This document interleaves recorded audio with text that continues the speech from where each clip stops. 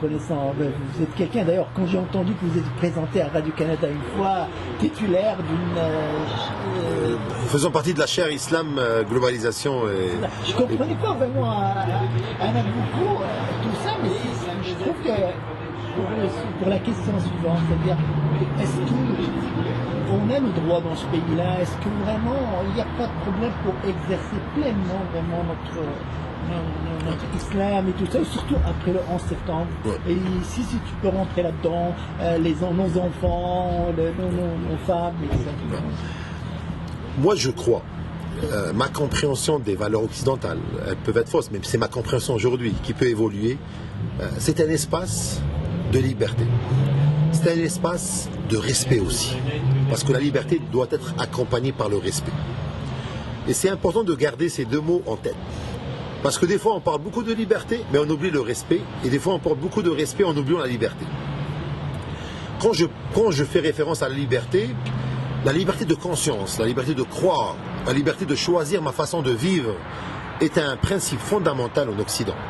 Et au Québec et au Canada, nous avons des références juridiques, mais aussi nous avons une histoire qui confirme cette liberté donc de conscience, de croire à quelque chose, de pratiquer ce que je veux, de m'habiller de la façon dont je veux m'habiller. Mais aussi nous avons des valeurs de respect. C'est que dans cette liberté, c'est important de respecter l'environnement dans lequel je vais exercer ma liberté. Et je dirais que nos valeurs islamiques, comme je les comprends aussi, sont conformes à ça. C'est que dans nos valeurs, c'est très important, dans ma façon d'être, dans ma façon de pratiquer ma religion, de respecter l'environnement dans lequel je suis. Je pense que le problème des accommodements raisonnables, de la question de la présence de l'islam en Occident, vient du manque d'équilibre entre ces deux concepts. Le concept de la liberté, il y a des gens qui veulent opprimer des gens. Ils veulent leur dire, vous n'avez pas le droit d'être musulman, vous n'avez pas le droit de pratiquer votre islam. Et là, c'est en contradiction avec les valeurs occidentales. Mais il y a d'autres gens, au nom de cette liberté, ils vont dire que je vais pratiquer ma liberté religieuse sans respecter les autres. Et là, c'est au cas par cas. Je peux donner un exemple où une personne, dans sa pratique individuelle, personnelle, ne va pas déranger son environnement. Moi, je dirais que c'est hors question qu'on va même discuter de ça. C'est son droit. Par contre, il y a des situations difficiles, plus complexes, où la pratique religieuse de chaque personne pourra perturber l'environnement extérieur. Mais à mon avis, ça serait une grande faute de légiférer pour résoudre ces cas-là. La meilleure façon, c'est de laisser les gens communiquer entre eux. Et là, on sait très bien que les gens, l'être humain a la capacité de faire les guerres, mais aussi la capacité de faire l'amour. Il a la capacité de rentrer en conflit, mais on a aussi la capacité de s'entraimer et aussi de s'entraider. Et je pense que des gens qui sont dérangés, c'est ma conviction, par une présence musulmane de plus en plus importante, voudraient ramener le débat au niveau juridique. L'appel que je lancerai à la communauté musulmane en général, c'est d'être consciente que le Canada et le Québec nous offrent un espace de liberté, mais en même temps que nous avons le devoir de respecter les gens qui nous ont accueillis. Ce respect-là, ce n'est pas un respect, je dirais, stratégique. Moi, je suis contre, non, on le fait stratégiquement, pas pour les avoir après. Non, un respect profond. Il faudra qu'on essaye de les comprendre. Il faudra qu'on soit ouvert à eux pour se remettre en cause. Et là, je vais ouvrir un sujet tabou. Je suis quelqu'un qui s'est retrouvé à faire une licence en sciences islamiques. Je suis issu d'une famille conservatrice, comme la majorité des Maghrébins. Et j'allais à la mosquée comme tout le monde, je pratiquais ma religion, mais j'ai commencé à avoir des avis contradictoires. Moi, j'étais scientifique, j'étais à l'université, et là, les gens me disaient, non, c'est ça, c'est pas ça l'islam. Je me suis dit, ok, je vais sacrifier mes heures de repos, et j'ai fait une licence en sciences islamiques. C'était en Algérie. Et je me suis rendu compte que plus on étudie, plus on voit que c'est pas évident. Il y a beaucoup de choses qui sont véhiculées dans notre tradition musulmane qui ne sont pas aussi évidentes que ça. Et que peut-être que l'islam nous offre la flexibilité de revoir ces choses pour lesquelles on est en train de faire des fausses guerres. Je ne parle même pas de guerre, de vraies guerres, mais de faux débats. Et là, je pousse l'élite musulmane de prendre une responsabilité d'aller revoir les textes. Je ne dis pas il faut changer X ou Y,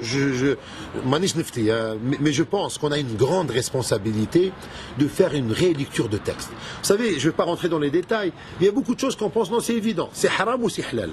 En revoyant les textes, c'est pas aussi évident que ça. Le débat était très complexe il y a 10 siècles. Ça vaut la peine d'ouvrir le débat aujourd'hui. Ça vaut la peine de l'ouvrir dans un contexte culturel, dans un contexte géographique tout à fait différent. Et je pense que la force de l'islam a été son adaptabilité culturelle. Et je défie quiconque qui peut m'expliquer comment l'islam qui s'est développé en Afghanistan, il a pu se développer différemment en Arabie Saoudite, en Syrie, en Irak, en Indonésie et au Maghreb. C'est une réalité historique, ne pourra pas se développer différemment, mais avec les mêmes valeurs au Québec.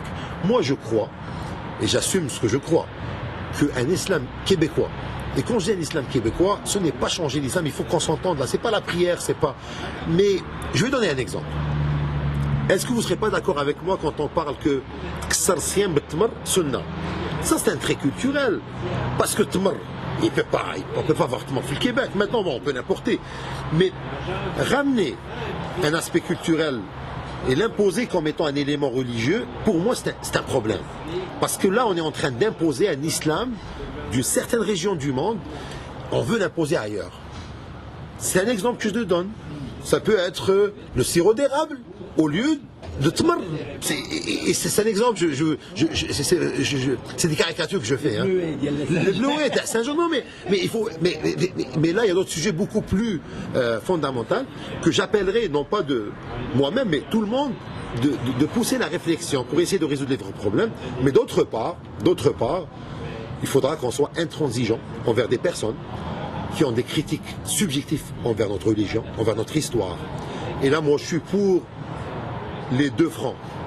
Un front qui consiste à travailler au sein de nos communautés pour changer les mentalités, pour que les gens qui, au nom de la religion, profitent du système, qui développent un discours en disant que c'est des mécréants, on a le droit de les voler. Il faut que des gens de la communauté combattent ce discours au sein de la communauté. Il est minoritaire, oui, mais il faut que des membres de la communauté le fassent, et d'une façon directe.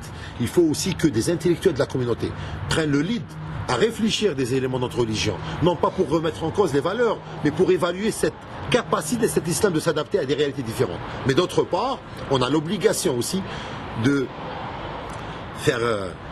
participer au débat avec des gens qui, à mon avis, pas dans leur majorité, mais d'entre eux, développent un discours subjectif vis-à-vis de notre religion, vis-à-vis de notre histoire. Et c'est important aussi qu'on leur réponde, qu'on participe au débat. Et moi, j'assumerai. Moi, je vais dire un mot. Qu'on peut me taxer d'islamiste. Je suis islamiste pour ceux qui n'ont pas compris. Je suis laïque pour ceux qui n'ont pas compris. Mais je suis une chose sûre, je suis un penseur libre.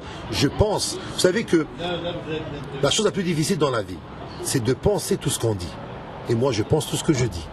Maintenant et là je fais un appel à beaucoup de personnes au sein de la communauté qui ont peur de participer à ce débat, pour ne pas être taxés. Je pense que vous avez la responsabilité, soit vers des gens qui, pour des raisons subjectives, essayent d'attaquer notre communauté, surtout après le 11 septembre, ou aussi avec des gens au sein de notre communauté qui développent un discours rétrograde, qui est loin des valeurs réelles de l'islam. Et je pense à travers ces deux combats, qui sont des combats fondamentaux, qu'on pourra créer cette harmonie entre l'islam et l'Occident en général. En 30 secondes, pensez-vous le 11 septembre a changé quelque chose pour nous ici avec les Québécois?